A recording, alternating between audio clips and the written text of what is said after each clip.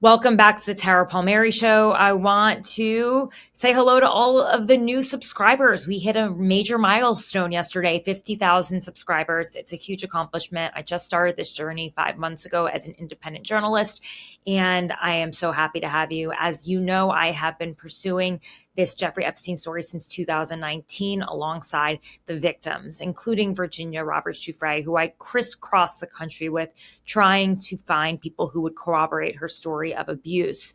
And she is back in the news again today because President Trump claims that the reason that he and Jeffrey Epstein are no longer friends is because Epstein stole employees from him, a spa worker. And he said it was Virginia Giuffre. Now, this doesn't exactly line up with the story, in fact. So Virginia was found on the property in the spa by Ghislaine Maxwell. She spotted her. Virginia said, "I want to be a masseuse." Ghislaine, who was grooming these girls, said, I can help you. I can make you a masseuse. You can become a traveling masseuse for this man. Jeffrey Epstein will teach you everything you need to know. You just have to come back to his house. And it was there that it was Ghislaine Maxwell who took off her panties before Jeffrey Epstein molested her, and Ghislaine was also involved in it, which is another reason why she cannot be pardoned and why she is just as guilty as Jeffrey Epstein. So I just want to keep that a focus on that as well. But in the meantime, you know, the idea that this set off some sort of breakup between Jeffrey Epstein and the president is not true. In fact, Virginia Roberts remembered meeting Donald Trump during this period of time. She was never trafficked to him, but she has been open about some of the men that she's been trafficked to. But we've talked extensively, and she told me she was never trafficked to him. But she did meet him. He was still around her. In fact, Donald Trump testified. He was subpoenaed. He was deposed in a case for one of the Epstein victims, Courtney Wild, and in his telling of why they broke up, it was over a real estate deal, over a $40 million piece of property in Palm Beach. And there was a bidding war between Epstein and Trump. And obviously the bidding war caused Trump to pay more for the property.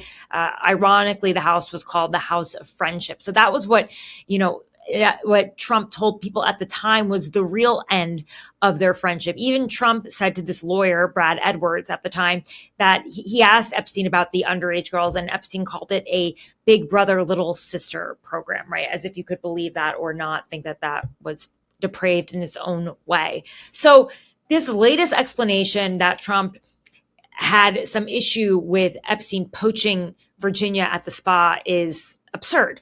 And it's something that Virginia has never told me either. And we were very close, and something that she's never communicated. In fact, she was very hopeful that President Trump would open the Epstein files.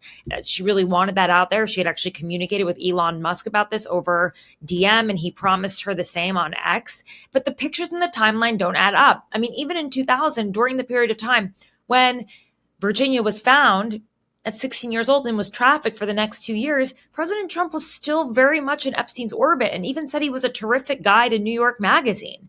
So I find this all to be sort of insane. And having done real reporting on this and knowing about their friendship and what he said about the friendship and talking to victims, the timeline does not add up.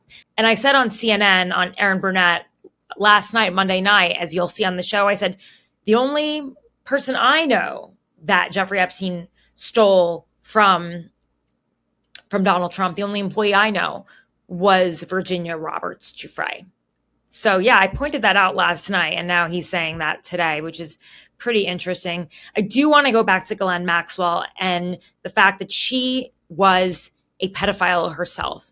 She touched Virginia. She took her underwear off. She brought her there from Mar-a-Lago to Epstein's house. She touched Annie Farmer, who I interviewed on this show in the last podcast, at 16 years old. She was the one who fondled her before Epstein jumped into the bed. Ghislaine Maxwell was a predator too, not just someone who groomed these women and found them for Jeffrey, but someone who engaged in the sexual acts as well with underage girls. Another thing that President Trump said was that he never had the privilege of going to Little St. James. That was Epstein's depraved island that was so terrifying for some of these girls. One of them actually tried to swim off the island, even knowing that she didn't know where the next piece of land was and she could possibly die. It was better than staying on this depraved island where girls were trafficked to men. as usual, President Trump is making this political. He's calling out Democrats, Larry Summers and Bill Clinton, for their connection to Epstein. And believe me, there are a lot of connections between Democrats and Epstein. It does not look good for either side. But it's so clear that when he does that he doesn't see that the root of this story is about the victims, about the vulnerable and the poor, and how the justice system has overlooked them. And he still just sees this as a political story, as a weapon. And it's truly upsetting. And that's why I try to keep the story focused on the victims. Thank you so much for everyone who has tuned in. I just felt really compelled to jump in here and tell you what I know. And I'm going to keep going, by the way. I'm going to have some more reporting too about the House man and what he remembered. Juan Alessi, who was critical in getting Ghislaine Maxwell behind bar, the only shred of justice so many of these survivors have, and they're worried that they're going to lose it because President Trump is going to pardon her. So take a listen here, and of course, tune in for more. Tara Palmeri is back with us. She has reported extensively on Epstein and Maxwell. Lulu Garcia-Navarro of the New York Times is here, and Spencer Kuvin. He represented 9 clients who made claims against Epstein, including a 14-year-old who reported Epstein and sparked the probe. So I appreciate all of you so very much. So, Tara, you've reported on this extensively. And now with Trump coming out, first he says it doesn't matter why we fell apart, why we fell out. And now giving this explanation about hiring people who worked for him. There's been a lot of reporting on it being related to a real estate deal.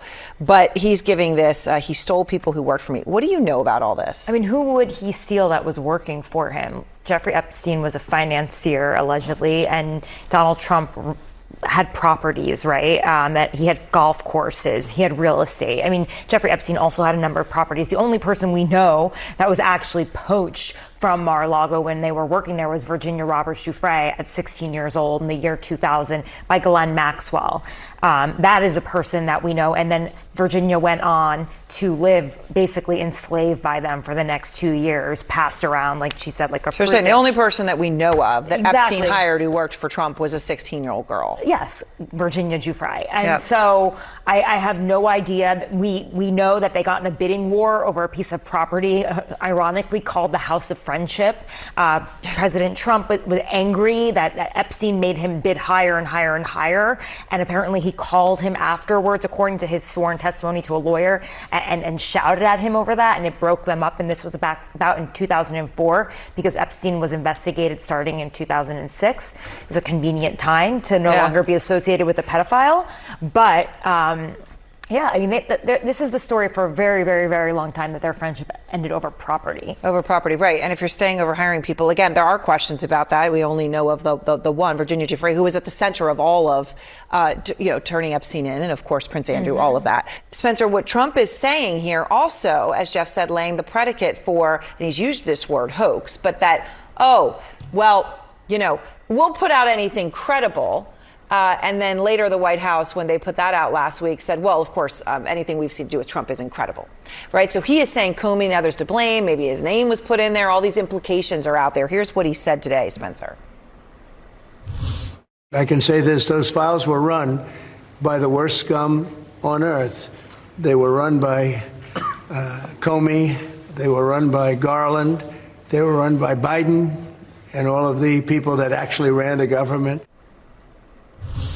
Just a reminder that Epstein was charged while Trump was president. Yes. And also, you have reported, Tara, of up to 1,000 women, or at least 1,000 women. Yes. Who many of were girls, at the time, who are in these files. So all the focus is right now on justice for who are the men in there, what did they know, what were they doing, But the victims were girls. Right. And there were at least 1,000 of them. You spoke with one of them. So in the context of, it's a hoax and the tampering of the files and, real people's lives were ruined, as you've done such incredible reporting on.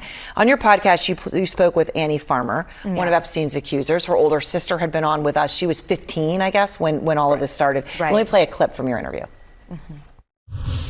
She was a huge part of connecting Epstein to the people he was able to access. Her presence alone as a woman, I think, helped people feel safe.